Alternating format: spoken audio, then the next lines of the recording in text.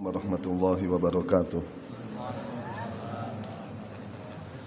Bismillah, alhamdulillah, wassalatu wassalamu ala rasulillah Sayyidina wa maulana Muhammad wa ala alihi wa sahbihi wa mawalah. Rabbi syrah li sadri wa yassir li amri wahlul uqdatam min lisani yafqahu qawli. Amma ba'du, hadatul kiram yang kami muliakan segenap para alim, para ulama Kota Kediri wabil khusus dan seluruh Karesidenan Kediri, semoga oleh Allah senantiasa diberi kesehatan, senantiasa diberi umur yang panjang fi taatillah. Dan juga yang saya hormati kepada teman-teman, rekan-rekan, para hadirin, para hadirat, yang alhamdulillah pada kesempatan kali ini kita dapat bermuwajah bersama dalam rangka acara sharing bareng-bareng di Ahad pagi ini dengan tema Merayu Malaikat dalam acara Cahaya Cinta Stono Gedong. Tadi telah disampaikan dari Bapak Ketua, ini adalah acara yang berbasis pengajian bareng-bareng yang diperakasai oleh beberapa banom muda NU. Di antaranipun ada Matan, ada Ansor, ada Ibnu, ada IPPNU, ada Fatayat, ada Remas Masjid Stono Gedong. Dan alhamdulillah semuanya ikut andil bersama-sama untuk menyukseskan acara kali ini. Dan terima kasih pula kepada takmir masjid atas menyelenggarakan acara kali ini dan mensupport penuh acara ini. Semoga harapan kita seperti harapan ketua tadi, acara ini bisa istiqomah hingga akhir dan tentunya bermanfaat kepada sesama. Kalau melihat terhadap judul, melihat terhadap tema kali ini, yakni Merayu Malaikat, kok bisa kita ambil tema tersebut? Kulo nggih awale radi bingung. Nopo yang menjadi tema Merayu Malaikat, apa eksistensi atau isinipun? Kulo pikir-pikir, akhirnya kulo telaah kembali, ternyata Merayu Malaikat adalah sebuah tema yang sangat penting. Bahkan mungkin Merayu Malaikat niku bisa kita buat pegangan untuk kehidupan sehari-hari kita. Kalau melihat judul tema, nggih, merayu niku adalah sebuah sifat yang kalau kita arahkan ke arah negatif itu bisa, kalau kita arahkan kepada hal yang positif niku nggih bisa.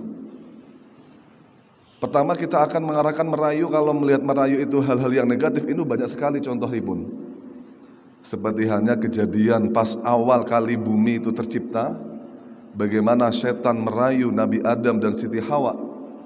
Fawaswasalahuma syaitanu anha liyubdiyallahuma ma wuriya anhuma min sawatihima wa qala ma nahakuma rabbukuma alam anhakuma an hadhihi syajarati illa an takuna malakaini aw takuna minal khalidin.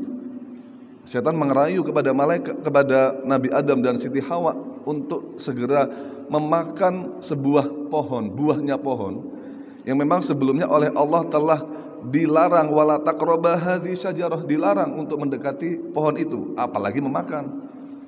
Tapi setan merayunya dengan dalih-dalih, mungkin Gusti Allah melarang kamu, melarang kalian berdua untuk memakan buah ini supaya kamu ini menjadi malaikat, menjadi sosok sebuah malaikat, atau mungkin kamu akan menjadi pribadi yang kekal abadi. Makanya kamu gak boleh makan ini, hei Nabi Adam dan Siti Hawa. Itu adalah salah satu rayuan daripada syaitan kepada kedua makhluk Allah tersebut. Fadallahuma bighurur. Rayuan itu adalah rayuan bujukan, rayuan yang penuh muslihat, negatif, ya. Akhirnya termakanlah buah tersebut. Nah, ini adalah bentuk rayuan yang konotasinya adalah konotasi yang negatif. Ada juga kejadian rayuan Siti Zulaikha kepada Nabi Yusuf. Bagaimana beliau merayu dengan agar supaya Nabi Yusuf, yakni anak asuhan beliau, ini rela atau mau untuk diajak berhubungan dengan Siti Zulaikha.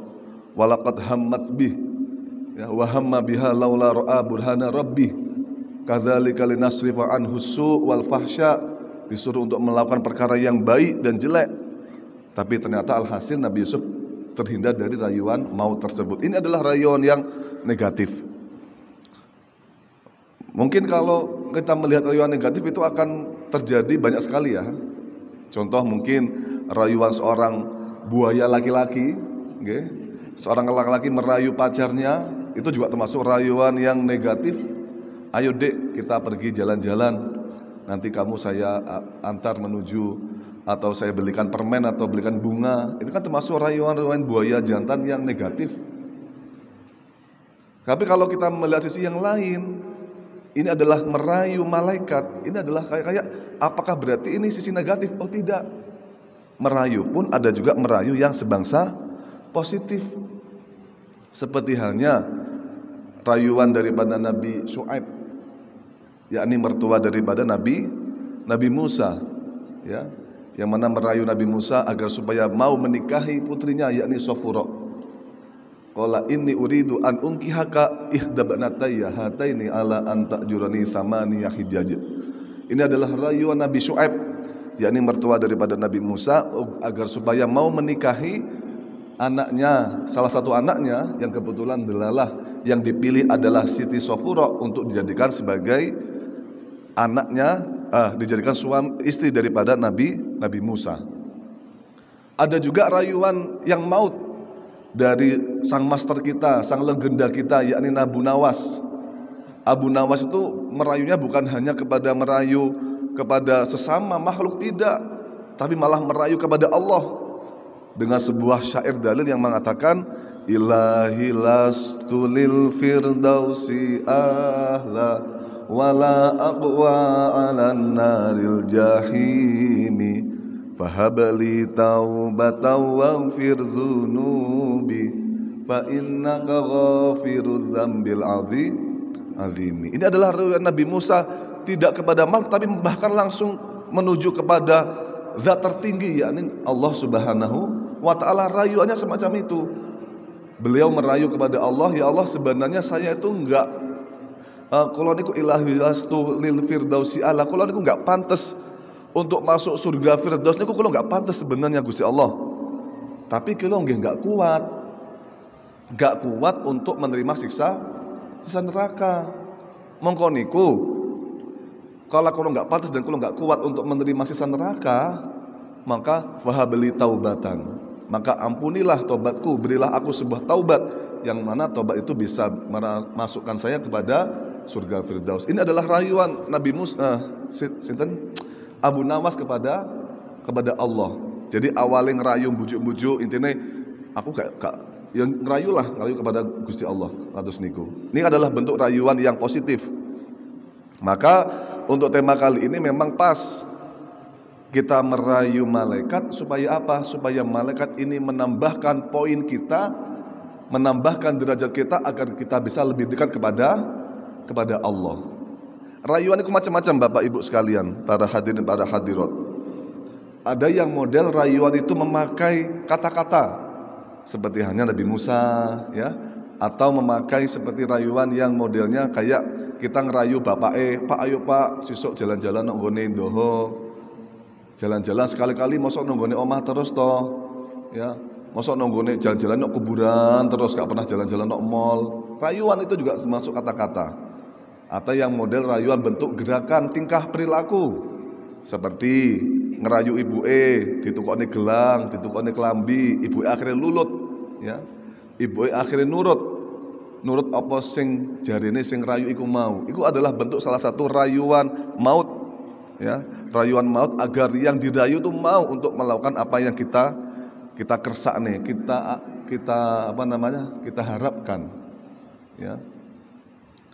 Maka dalam hal ini sebagai pribadi muslim yang baik, ya, cara salah satu merayu yang paling jitu adalah melakukan beberapa ibadah-ibadah yang mungkin dicintai oleh Allah. Bahkan dalam sebuah hadis arba'in, ya, dikatakan dari hadis sahabat an Abi Hurairah radhiyallahu anhu, yang mana ini adalah hadis qudsi. Hadis qudsi adalah hadis yang memang langsung dari Gusti Allah.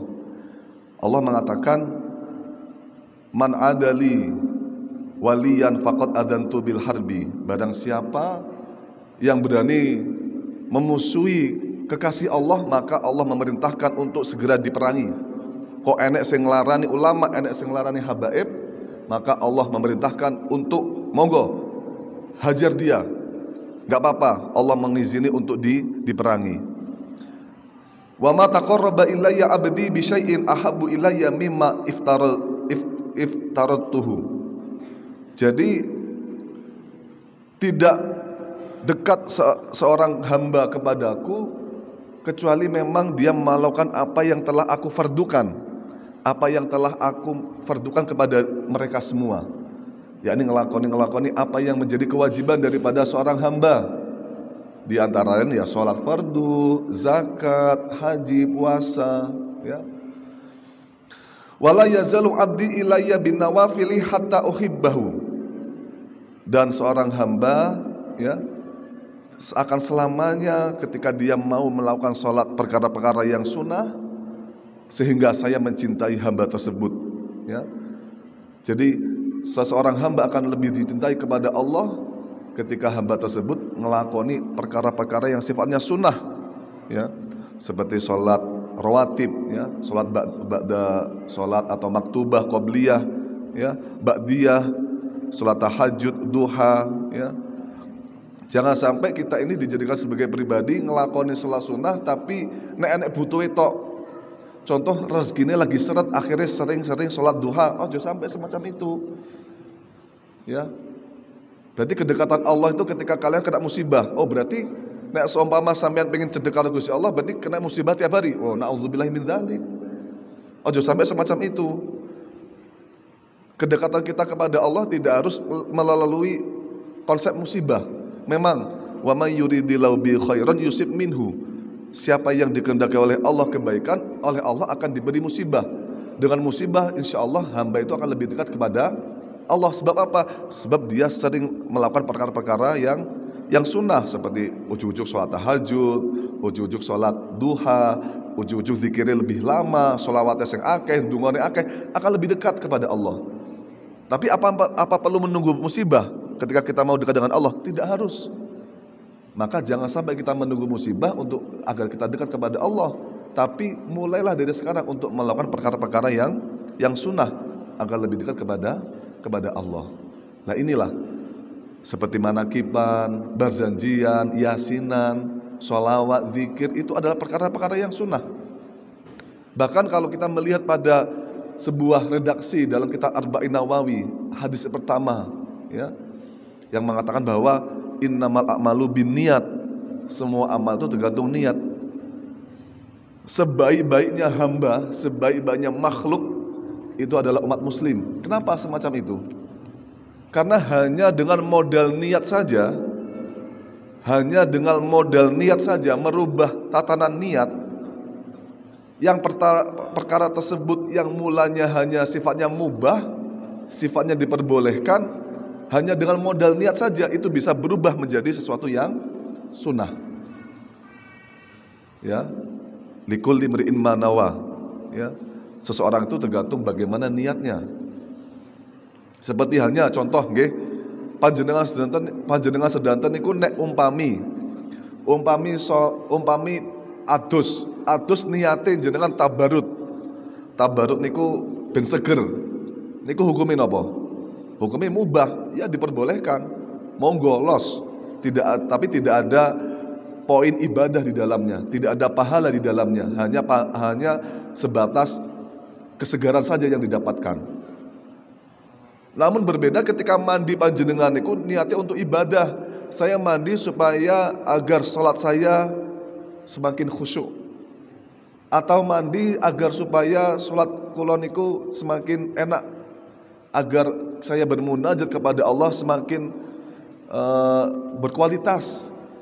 Atau makan tujuannya untuk lil wajhi, supaya kalian panjenengan niku kenyang, ya.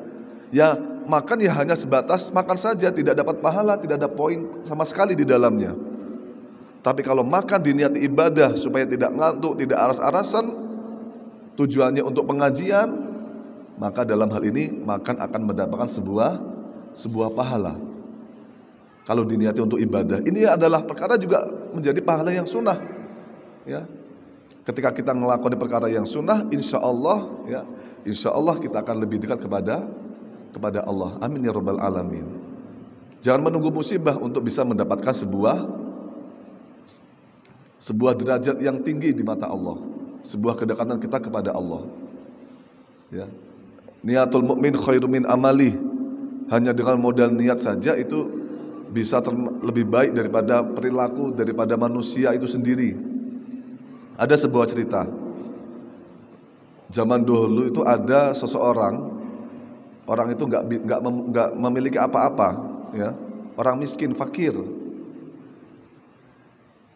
Terus ketika dia sudah meninggal di akhirat, dia itu tiba-tiba menerima seluruh pahala-pahala besar, seperti pahala haji, pahala sedekah, pahala zakat, pahala jariyah, infak, wakaf.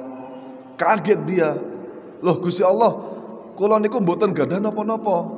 Kok ndelalah kula kok gadah ganjaran sak menten kathah, padahal walam af'alha. Saya tidak nglakoni perkara ini. Kok saged kula angsal pahala niki sakmene akeh. Loh, kowe gak krasa to? Bet abet.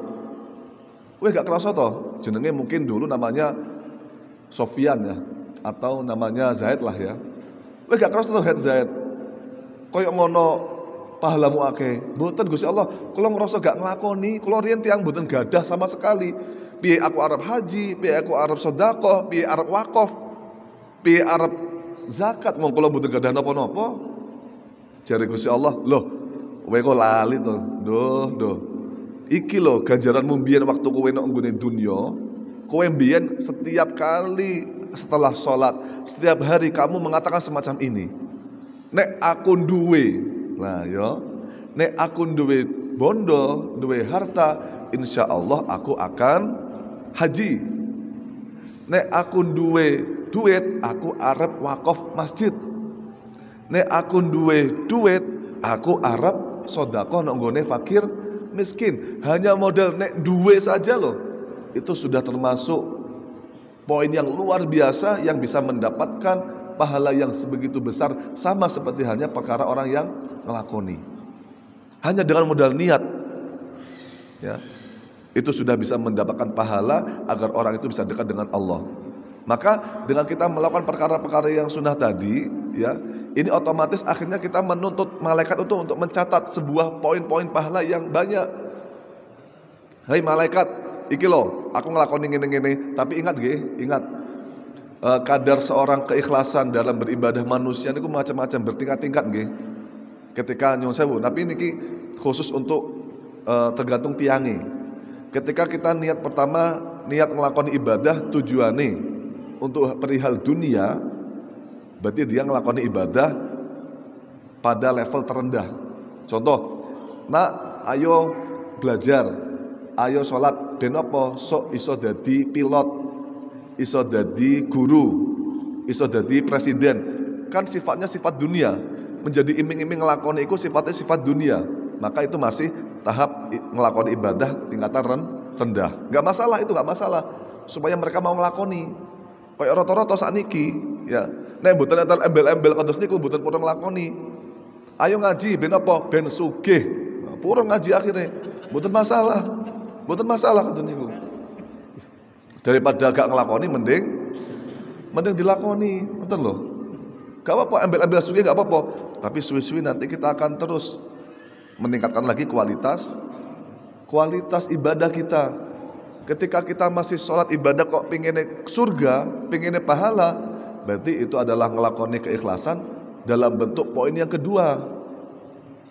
Dalam bentuk poin yang kedua atau derajat yang kedua yang tengah-tengah. Yakni dia ngelakoni sesuatu tujuannya embel-embel apa? Embel-embel surga maupun pahala. Weh nyapa sholat tujuanku ben mlebu surga. Oh ya wes gak apa-apa. Nyapa sholat ben oleh pahala. Ya wes gak apa-apa. Berarti masih ada embel-embel embel-embel keinginan. Saya sholatnya gara-gara apa? Gara-gara surga. Saya puasanya gara-gara apa?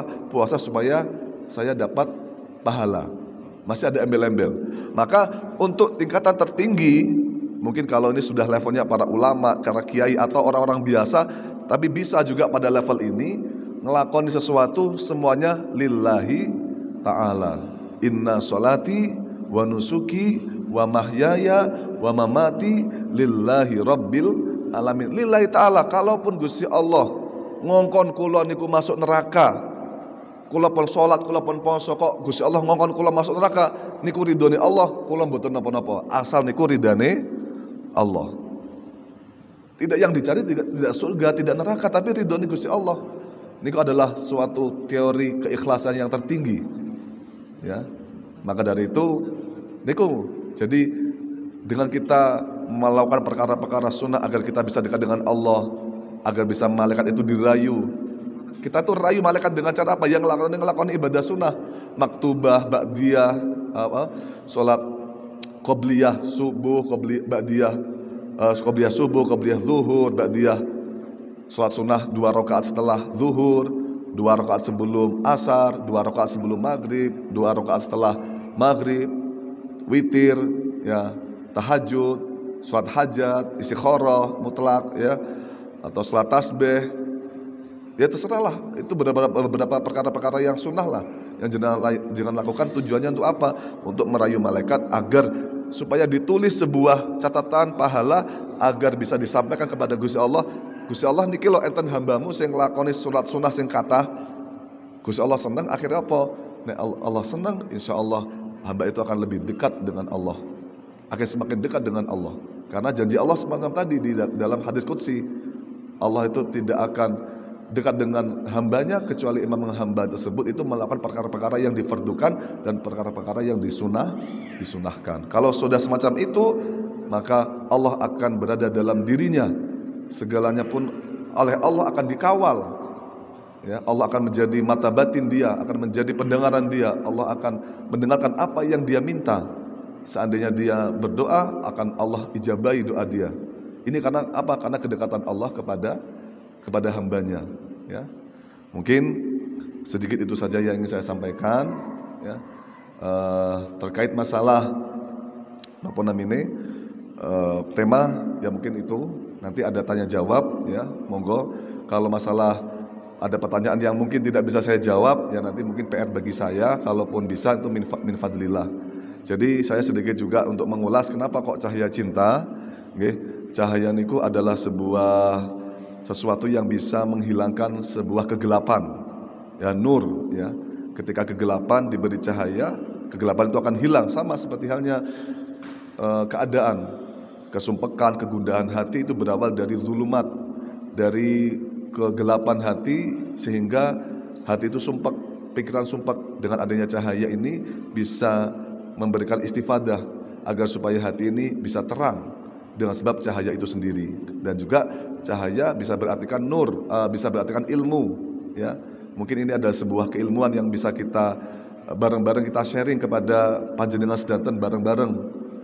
Dan juga bisa juga cahaya cahaya itu bisa dihasilkan dengan sebab apa? Dengan sebab kita istighosah, meminta bareng-bareng kepada Allah, kita tahlil, itu juga bisa untuk memperoleh sedikit cahaya dalam hati kita. Cinta, apa itu cinta? Cinta adalah sebuah rasa yang bisa menyatukan seluruh elemen, tidak ada batas, tidak ada tidak ada batas, tidak ada status maupun sekat di antara satu sama lain. Itu adalah cinta. Cinta kepada Allah, cinta kepada sesama, cinta kepada orang tua, cinta kepada teman, cinta kepada kekasih, cinta kepada istri. Tidak ada batasnya dan tidak ada sekat di dalam soal masalah cinta. Ya, makanya mungkin dengan cahaya cinta ini bisa bermanfaat kepada semuanya, tidak hanya kaum muda, kaum tua, laki-laki, perempuan, bisa masuk ke semuanya.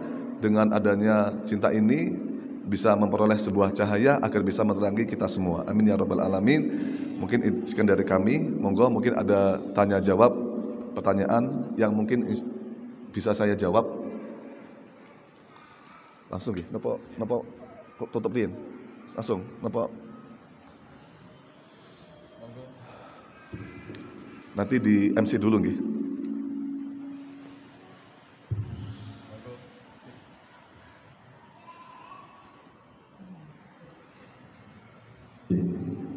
Monggo sing ajeng tambah. Yang mau bertanya monggo. Ya. Monggo. Ibu-ibu, mbak-mbak.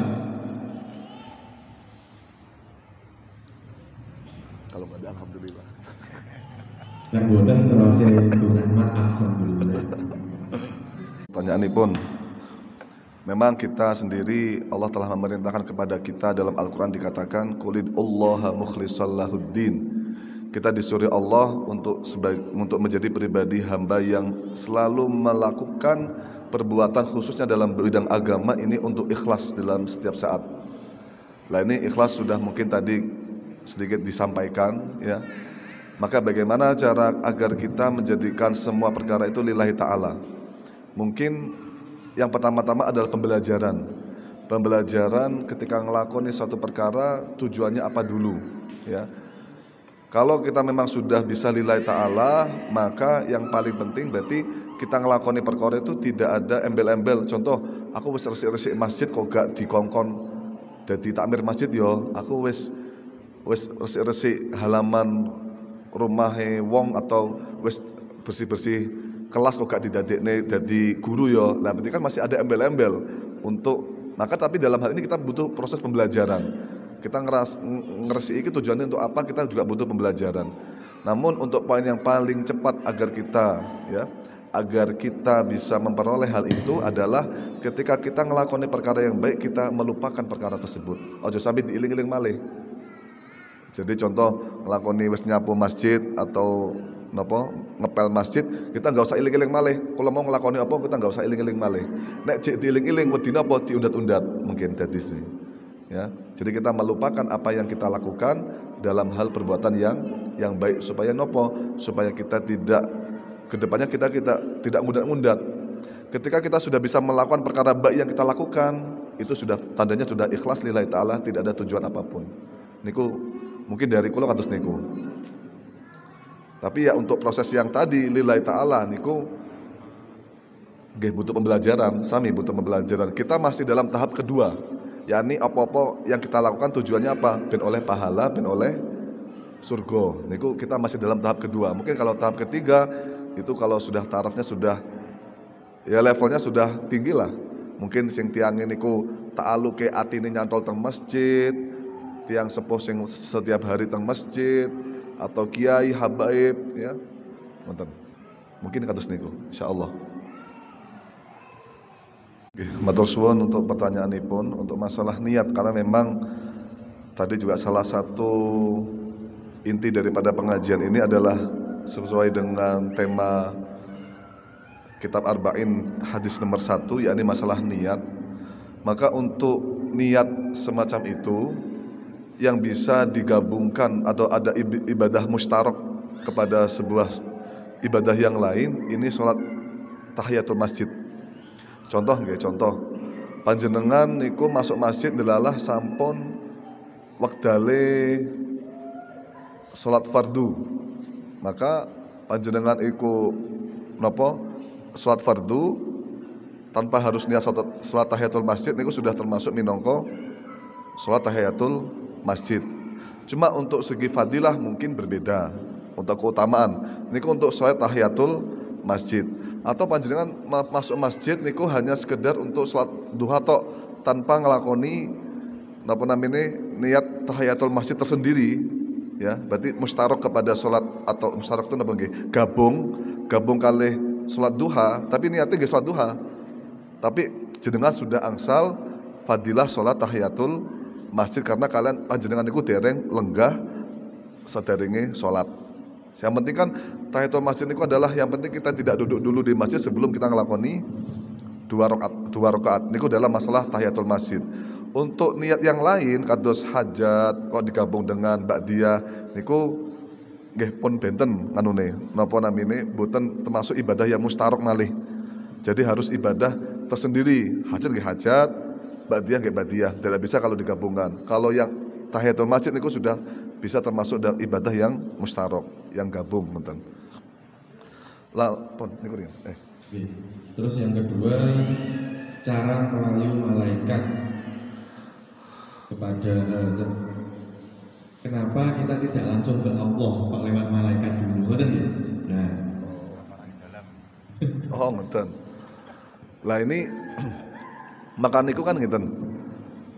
Setiap perkara niku wonten tugasnya masing-masing, atau setiap malaikat niku punya tugasnya masing-masing. Sebenarnya yang kita rayu niku adalah sebenarnya malaikat raqib atid yang wonten teng samping kita, yang tugasnya nyatat amal kita, nggih. Dan juga butuhnya sebuah wasilah atau perantara supaya perantara niku bisa ngomong atau ngeten mawon. Wasilah itu supaya saged menyambungkan panjenengan kepada Allah secara enak. Jenengan ngomong teng wali kota lah secara langsung mungkin akan ditolak. Kecuali nek panjenengan niku ngerayune lewat anak buahe wali kota. Jenengan ngerayu wali kota nggih, wali kota enggak kenal jenengan. Sulit untuk diterima. Tapi kalau panjenengan ngerayu wong-wong sing cedhek karo malaikat, sing kenal karo malaikat, iku insyaallah akeh diterima nih. Maka wasilah kados niku. Kenapa kita kok ngerayu teng malaikat riyen, mboten langsung Gusti Allah? Nggih, ben amrih cepet agar gampang diterimone. Karena kenapa? Mungkin dengan adanya lewat wasilah lantaran malaikat, itu akan lebih gampang diterimane oleh Allah itu sendiri. Ya sama seperti hanya presiden nggih. Jenengan tiang biasa langsung lapor presiden. Presiden, kula pengen naik tahta. Nggih mboten mungkin diijabahi kecuali panjenengan niku enggak ada kenalan orang dalam.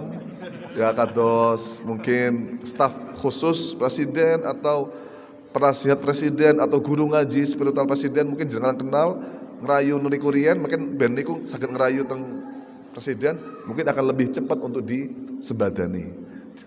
Kados niku. Terus pertanyaan ketiga, saking takmir masjid.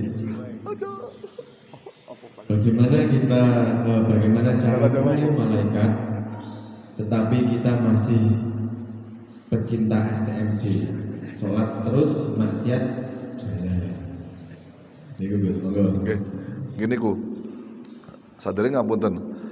Terus untuk menanggapi atau perihal-perihal bagi teman-teman yang mungkin notabene adalah orang-orang yang dulunya biasa ngelakoni perkara-perkara maksiat atau memang belum taubat nggih, belum taubat. Maka ya niku, kita kembali lagi kepada kebijaksanaan dakwah mawon ya.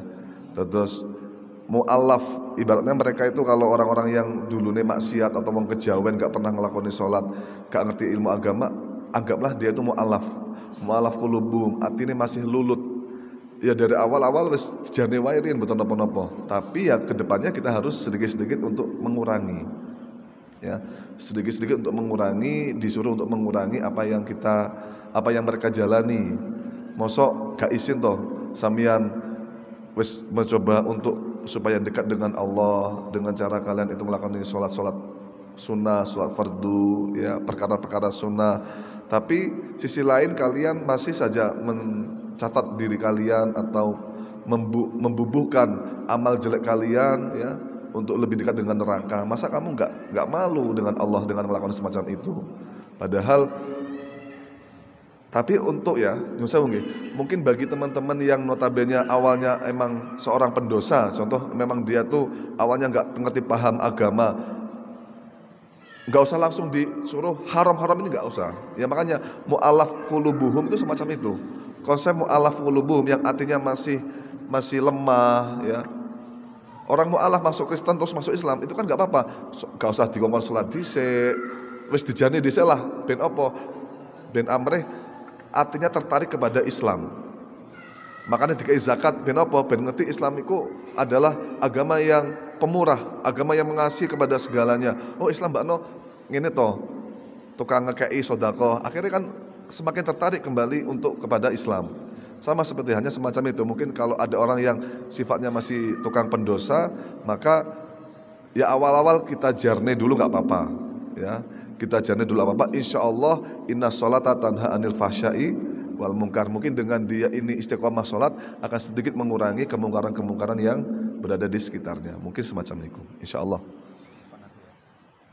Ya, tapi nek iso tak jawab yo. Wedi aku.